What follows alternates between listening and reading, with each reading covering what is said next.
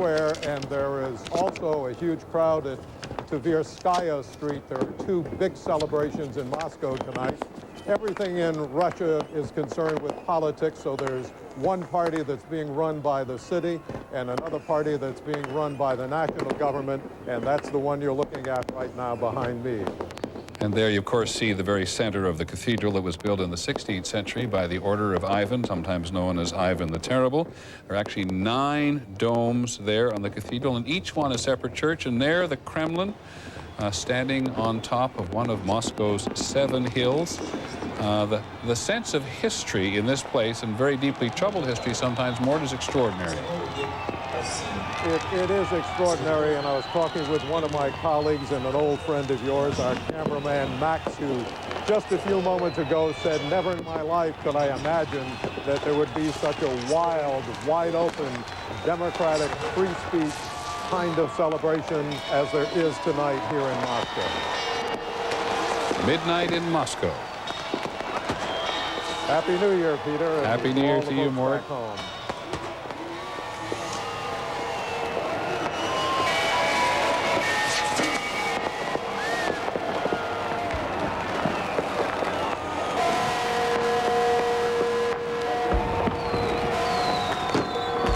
Russia was one of the countries people were very concerned about when it came to Y2K problems, but as best we can tell from reporting around Russia, the telephone and electricity grids, certainly up at Vladivostok on the Pacific coast, defied all of the Y2K doomsayers and remained in operation.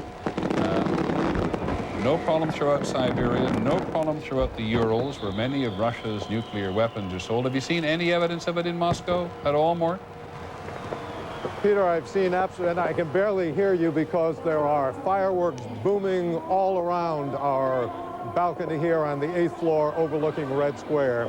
But there was absolutely no trouble, at least none announced, with any of the computer systems throughout the country, which is a huge surprise because everyone thought that there would be some problem with the utilities across the country, the phone systems, the heating systems, the electricity. Quite an extraordinary study in social contrast. Certainly 100 years ago, this was a monarchy. And Peter, we took our cameras out onto the streets of Moscow earlier today and questioned people about the transition of power from Yeltsin to Putin today. And every single person of the many we interviewed, the many we talked with, said this was a good move.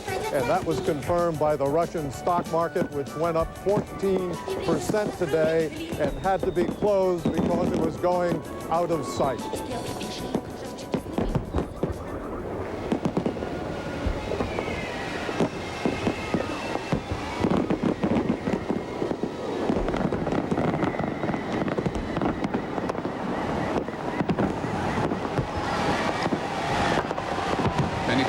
This century began with the Bolshevik Revolution, which led to the Russian Revolution, which led to communism, which led to the long phase of animosity between the West and the Soviet Union and its satellites in Europe and elsewhere in the world. Peter, that magnificent church to which you referred, St. Basil's, has been around through at least half of this millennium. It was built and people were praying in it here in Red Square in the year 1550.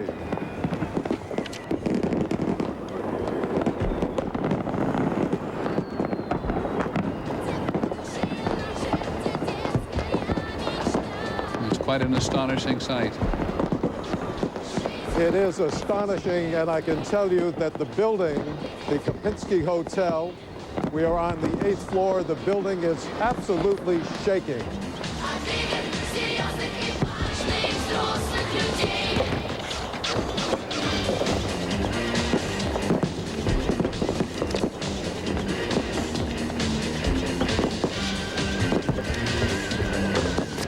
Hey, Peter. Peter?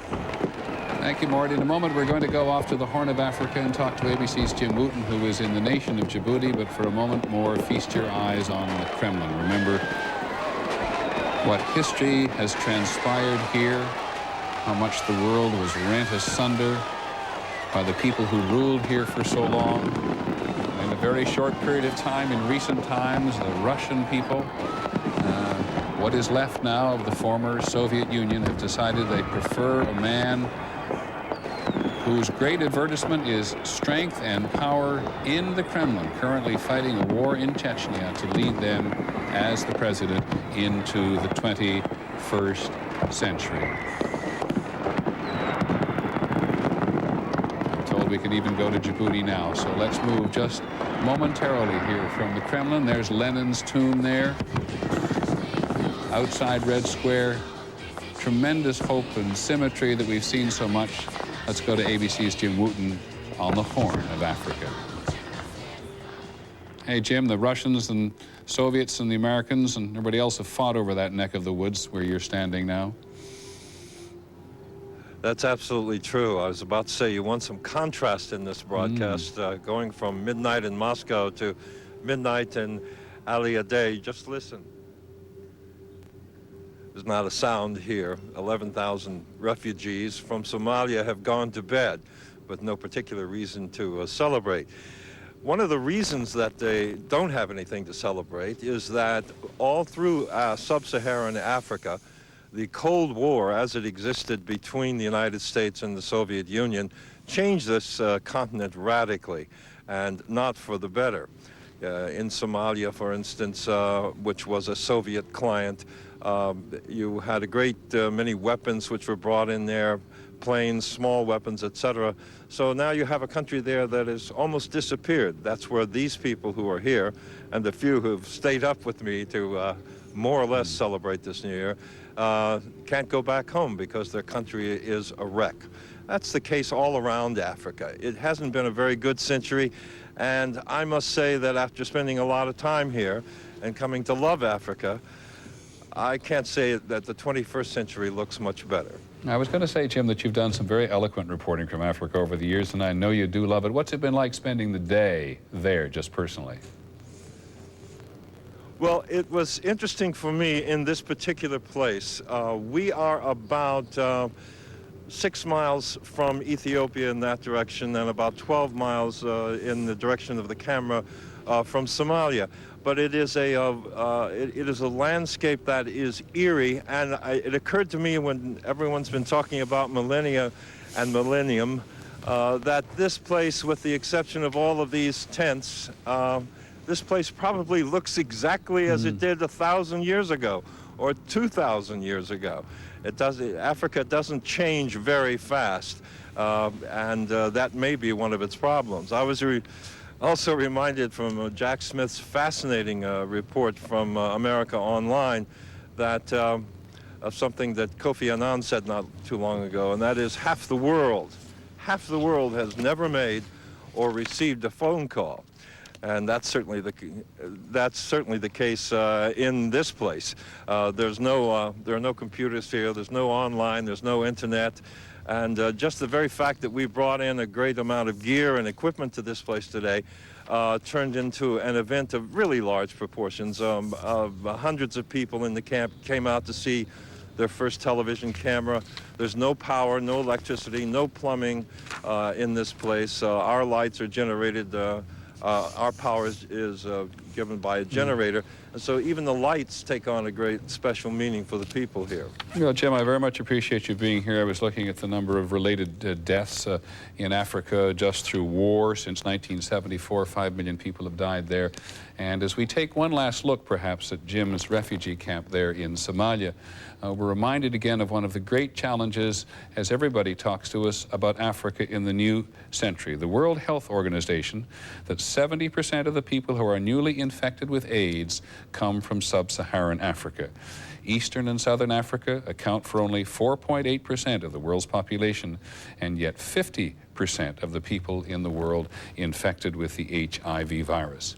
So, Jim, we thank you, as always, for putting some much-needed perspective into anybody's journalism. We'll be back in just a moment.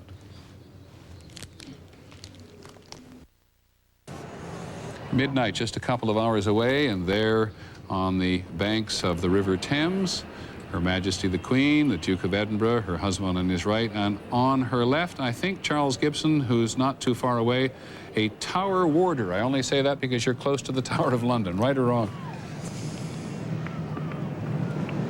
Okay, Charles would join us in just a moment. The Queen is setting out to make one of those great journeys down the Thames. The Thames very much, as Charlie Gibson has told us earlier today, the center of attention on this given day. The Millennium Dome is just down the river, which they've built to celebrate the Millennium, which we've had a look at. Somebody's going to get me wrong on this, but they look very much like Tower warders, if anybody has been to the Tower of London. And the Queen is going to go off now and light the national beacon, in which beacons will be lighted all across the British Isles. Charlie, you there?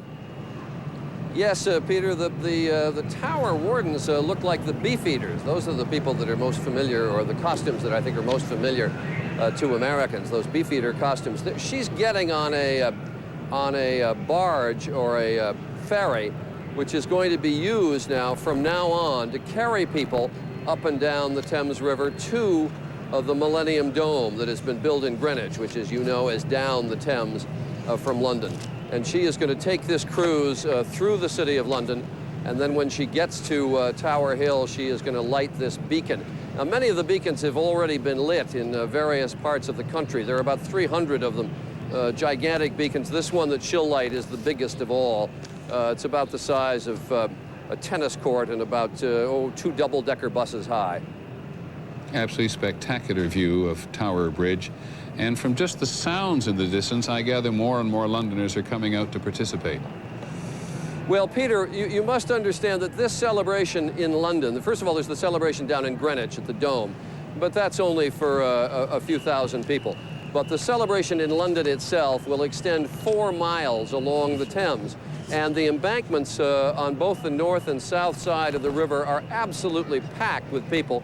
The bridges have been closed down. They are wall-to-wall people. It is cold in London, Peter. Many people are carrying little satchels. You can imagine what is in the satchels. They are well armed against the cold. And I'm told by those who have been circulating in the crowd that the interiors of those satchels have been imbibed, and that the crowd is well warmed and a bit rowdy. Boy, you're getting very delicate since you went to London, Charles. Well, they're not going to the pubs, Peter. They're drinking right out of the bag. Here in Times Square, the country's being celebrated during this hour. We'll give you some sense of the enormous number of people around the world participating, no matter which city they are, in Bahrain and Djibouti, Eritrea, Ethiopia, Georgia, Iran, Iraq, Kenya, Kuwait, Madagascar, Qatar, Russia, of course. We just had midnight in Moscow.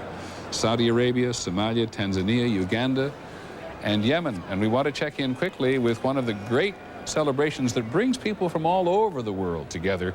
Carol Simpson is in the great city of Chicago. Carol.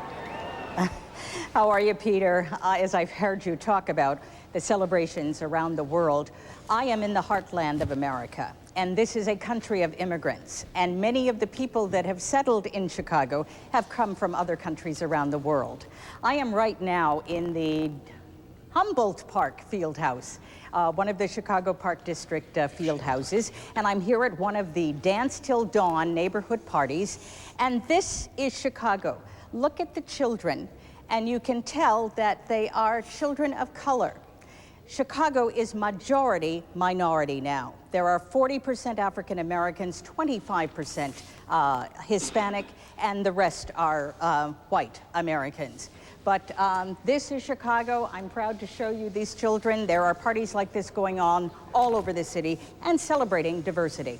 And do you really feel the activity there today on the streets and in Humboldt Park itself and along the lake shore as well? We had to turn the music down. There was a salsa party going on when you came to me, so we had to turn it down because it was a little loud, but everybody's having a great time dancing till dawn here in Chicago for the Millennium. Well, maybe you'll encourage those kids to altogether wish the rest of the world Happy New Year. Would you tell everybody else in the world Happy New Year? Happy New Year! It's beginning to feel like Good Morning America. Thank you very much, Carol. Carol Simpson in Chicago will be back there a little later in the day, and thank you, the children in Humboldt Park as well. We're going to go away for local news, local station identification, because this millennium is being celebrated in towns and villages and cities all over the country. We'll be back.